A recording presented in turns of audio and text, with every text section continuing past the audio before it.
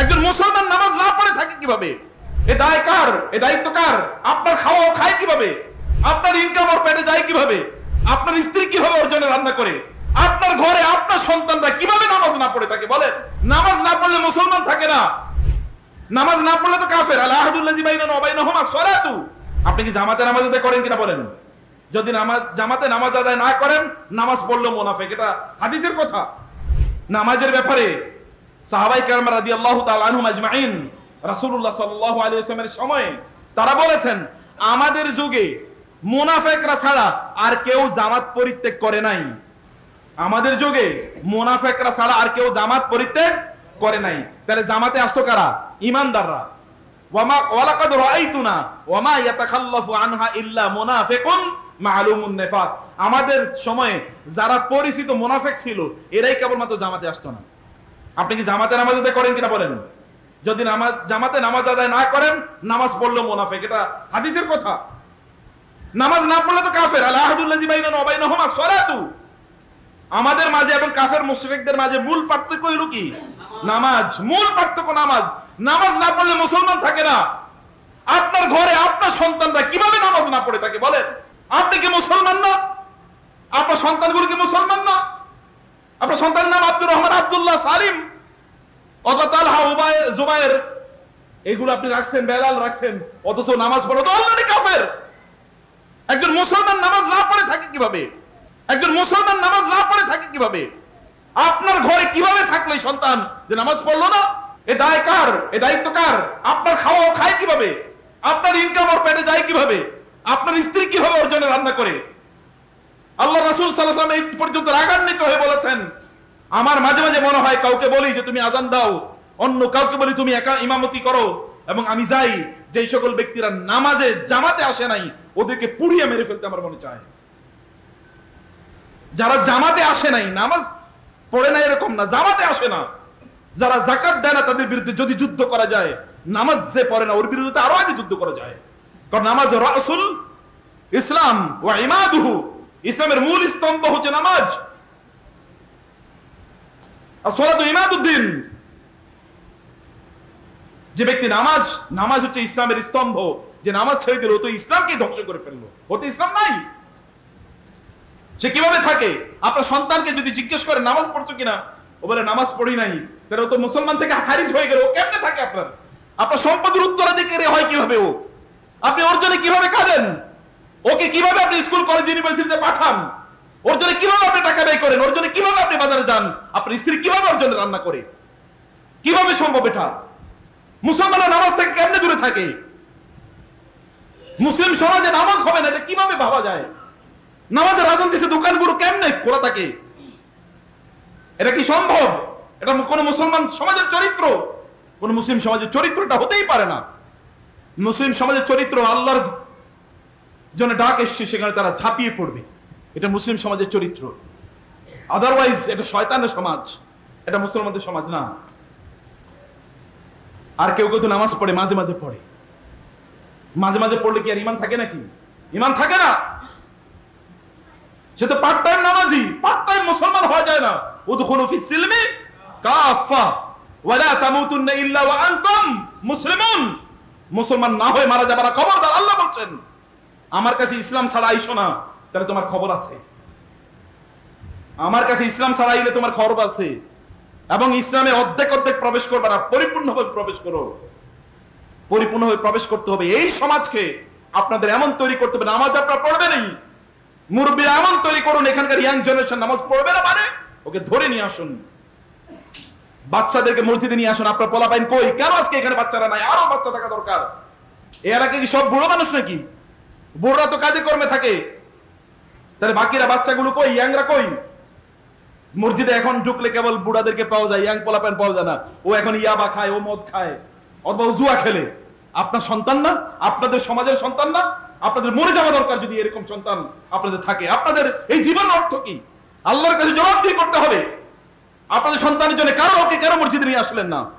রাসূলুল্লাহ সাল্লাল্লাহু আলাইহি ওয়াসাল্লাম তার মসজিদে বাচ্চাদের জন্য আলাদা জায়গা থাকতো, কর্নার থাকতো, এবং তিনি বলতেন, আমার মাঝে মাঝে মনে চায় লম্বা কেরাত পড়ি, কিন্তু ওই দূর থেকে যখন বাচ্চাদের আমি কান্নার আওয়াজ শুনি, তখন আমি দ্রুত নামাজ শেষ করি, কারণ আমি জানি ওই বাচ্চাটা তার মায়ের দুধ খাবে, ওই জন্য কাঁদতেছে।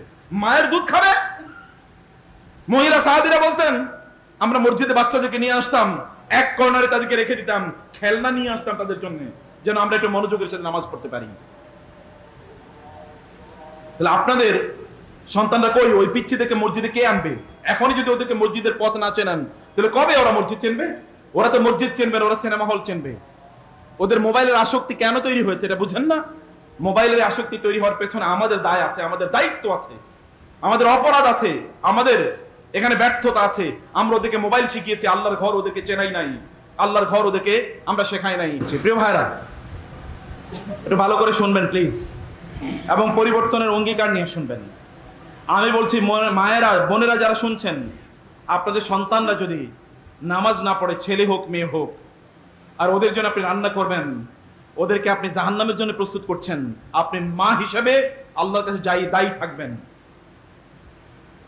কিয়ামতের দিন এই পিতা মাতাদেরকে লক্ষ্য করে, এই পিতা মাতাদেরকে উদ্দেশ্য করে, আল্লাহকে লক্ষ্য করে লোকেরা বলবেন, রব্বানা আরিনাল লাযাইনি আদাল্লানা মিনাল জিন্নি ওয়াল ইনসি নাজআলুহুমা তাহতা আকদামিনা লিয়াকুনা মিনাল আসফালিন। আল্লাহ, আমাদের পিতা মাতা আমাদেরকে পথ দেখায় নাই, কেবল দুনিয়ার কথা বলেছে। কেন ভালো রেজাল্ট করলো না? কেন তুমি ভালো চাকরি পাও নাই? কেন তুমি ভালো পড়াশোনা করো নাই? ইত্তকার কেবল বলেছে, কিন্তু তোমার কথা বলে নাই আল্লাহ। অতএব এই পিতা মাতা আমাদেরকে তোমার পথ দেখায় নাই, ওদেরকে আমার পায়ের নিচে আমরা পিষ্ট করতে চাই আল্লাহ। আতিহিম দাফাইনা মিনাল আযাব ওয়া লাআনহুম লাআনান কাবীরা। আল্লাহ ওদেরকে ডাবল শাস্তি প্রদান করেন, ওদের উপর আপনার লানত পড়ুক, কারণ এরা আমাদেরকে পথ দেখায় নাই। তাহলে আপনি কার জন্য? সাম্মিন কালবাকা ইয়াকুলুক বলা হয়, কুকুরের ভালো করে খাবার দাও, যেন ওই কুকুর কয়েকদিন পরে তোমারে খেয়ে ফেলবে, তোমাকে আক্রমণ করবে। আপনি কাকে খাবার দিচ্ছেন? কাকে আপনি বড় করছেন? আল্লাহকে ভুলে যায় যে সন্তান, মনে রাখবেন আল্লাহর কসম, আল্লাহর ঘরে বলছি, থেকে বলছি, যারা আল্লাহকে ভুলে যায় ওরা তাদের পিতা মাতাকে কোনোদিন স্মরণে রাখতে পারে না। রবকেই ভুলে গিয়েছে, পিতা মাতা তো বহুত পরের কথা। ইয়া আইয়ুহাল ইনসান মা গাররাকা বিরাব্বিকাল কারীম আল্লাযী খালাকাকা ফাসাওয়াকা ফাআদালাকা ফি আইয়ি সূরাতিন মা শাআ রাক্কাবাক।